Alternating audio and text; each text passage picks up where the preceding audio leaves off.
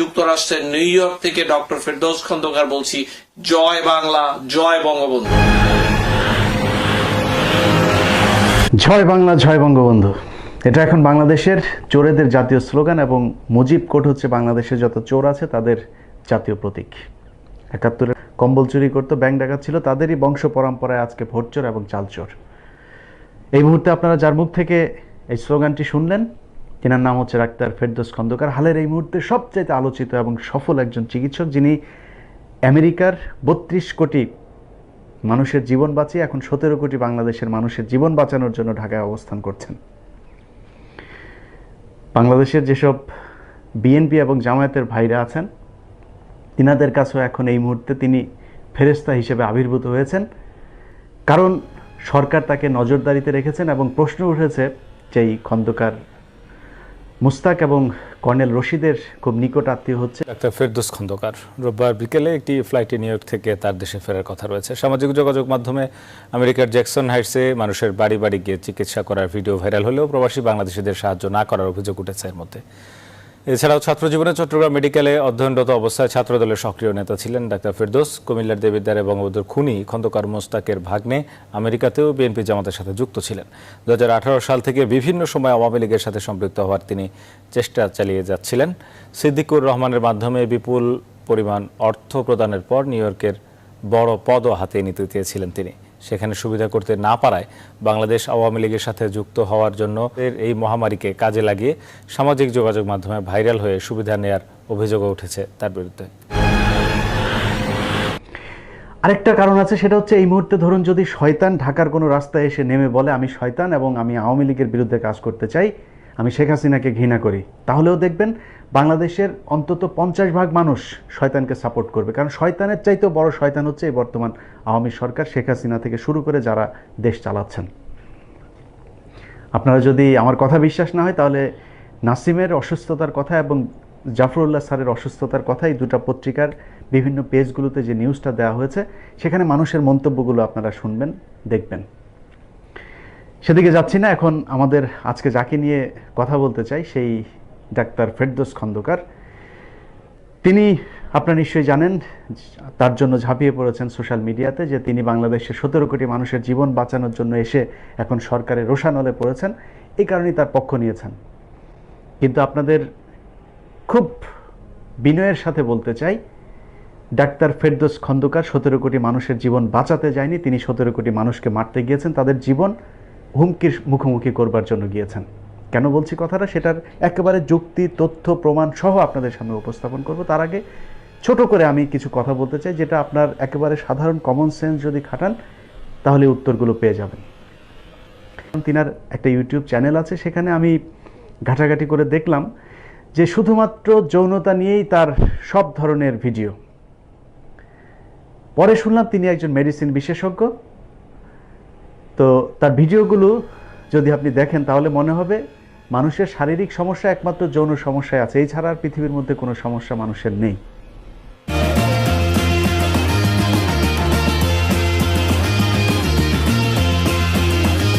শুধু স্বাগত জানাই আমাদের এই ইউটিউব চ্যানেলটিতে। আপনারা সবাই নিশ্চয়ই ধ্বজভঙ্গ এই কথাটির সাথে পরিচিত।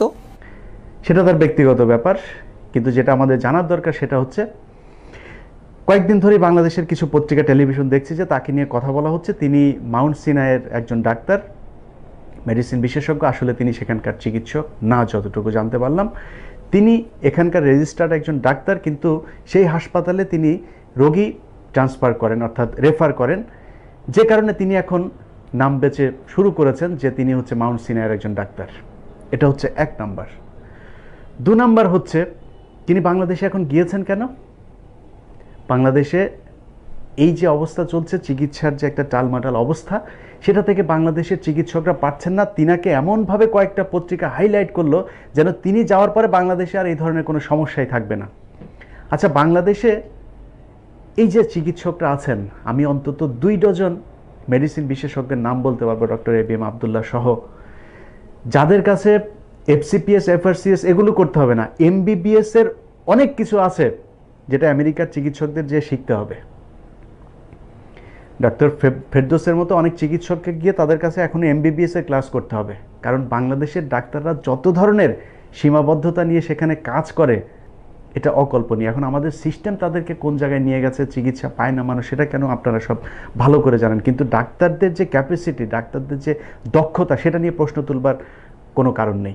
চিকিৎসক হিসাবে তার বাংলাদেশে দরকার নেই, তিনি চিকিৎসকদের জন্য সরঞ্জামাদি নিয়ে যেতে পারেন। তিনি কত কোটি টন, কয় জাহাজ N95 বা বাংলাদেশে তো সেটার নাম হচ্ছে পিপিপি কত টন বা কত জাহাজ, কতটা N95 মাস্ক নিয়ে গেছেন তিনি। কি করবে সে বাংলাদেশ এখন গিয়ে? পৃথিবীতে কি এটার ভ্যাকসিন বের হয়েছে? তিনি ভ্যাকসিন নিয়ে গিয়েছেন, সেখানে কোনো কিছু নিয়ে গিয়েছেন বা এর ট্রিটমেন্টের কোনো ওষুধ নিয়ে গিয়েছেন, আবিষ্কার করেছেন তিনি?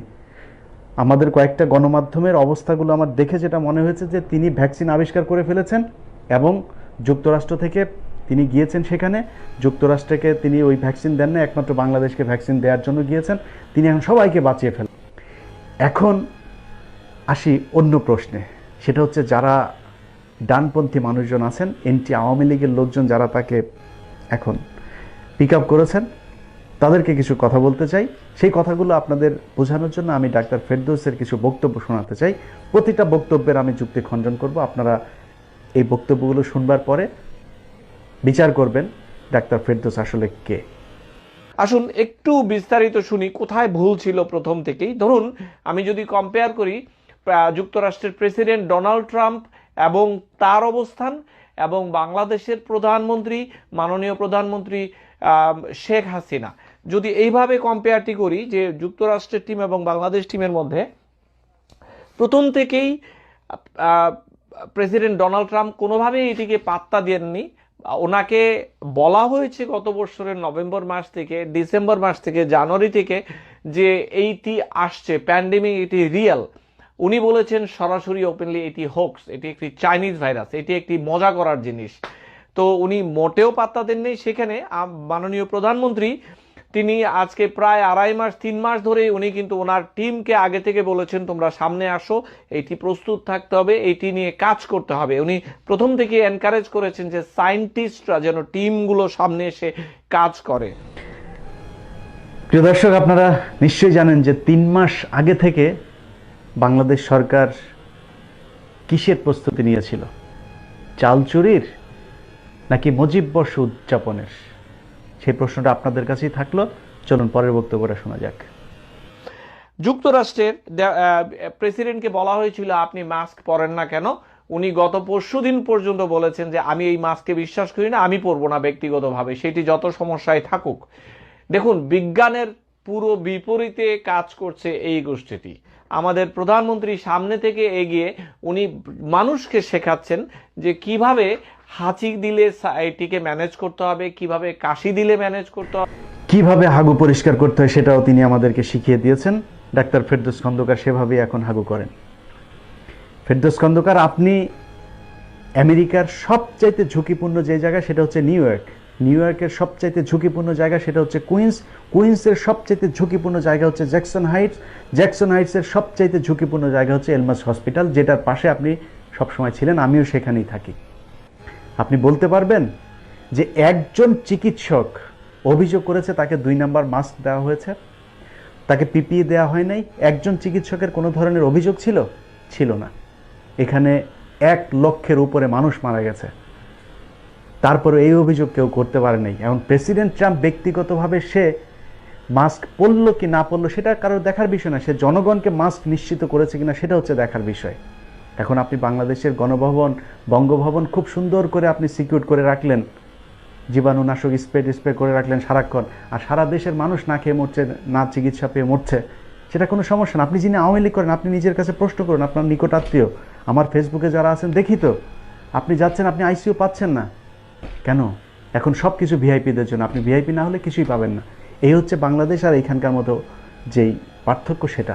আমাদের যুক্তরাষ্ট্রের ত্রাণের ব্যাপারটিতে বোধহয় এখনো অনেকখানি পিছিয়ে। আমরা শুনছি দিবে সামনে আসবে, এইগুলো শোনা যাচ্ছে, কিন্তু বাংলাদেশে কিন্তু এই ব্যাপারে সরকার এগিয়ে এসেছে। 10 টাকা কেজিতে চাল দিচ্ছেন ওএমএস এর মাধ্যমে। সরকার তার মতো করে চেষ্টা করছে। বিশ্বাস করেন, তার বক্তব্যের এই অংশটুকু শোনার পর দীর্ঘক্ষণ আমার মাথা ঘুরছিল যেই দেশের নুন তিনি খাচ্ছেন সেই দেশটাতে বসেই তিনি সেই দেশের বিরুদ্ধে মিথ্যাচার করছেন। আমেরিকাতে যারা আছেন আপনারা সবাই জানেন যে যুক্তরাষ্ট্রের সরকার কি পরিমাণে আর্থিক সাপোর্ট এই দেশের মানুষকে দিচ্ছেন। প্রতিটা মানুষকে তিনি নিজে তার পরিবারে যতজন মানুষ আছে $1200 করে পেয়েছেন। এখন পর্যন্ত যারা কাজ করেছে সেই মানুষগুলোর যে পরিমাণে টাকা সে বেতন পেত, ইনকাম করত, আমি সহ, তারা সবাই তার একটা সার্টেন অ্যামাউন্ট এখন পর্যন্ত পাচ্ছেন এবং সেটার অঙ্কটা খুব কম না। ধরুন আমার কথাই বলি, আমি প্রতি মাসে প্রায় $3600 পাচ্ছি সরকারের কাছ থেকে, একেবারে বসে থাকে। এটা হচ্ছে এই দেশের ত্রাণের অবস্থা। আর ওএমএসের 10 টাকা কেজি চাল দিচ্ছেন, সেটার জন্য তিনি বাংলাদেশ সরকারকে আমেরিকার সরকারের উপরে বসালেন। তেলবাজির একটা সীমা থাকা দরকার। চলুন পরেরটুকু শোনা যাক। এখনো পর্যন্ত যুক্তরাষ্ট্রে কখনো ডাক্তারদের জন্য পার্টিকুলার কোনো প্রণোদনা ঘোষণা করা হয়নি যে আপনি আপনার কোনো ক্ষতি হলে আপনাকে বিশেষভাবে এইভাবে দেয়া হবে, সেই রকম কিছু নয়।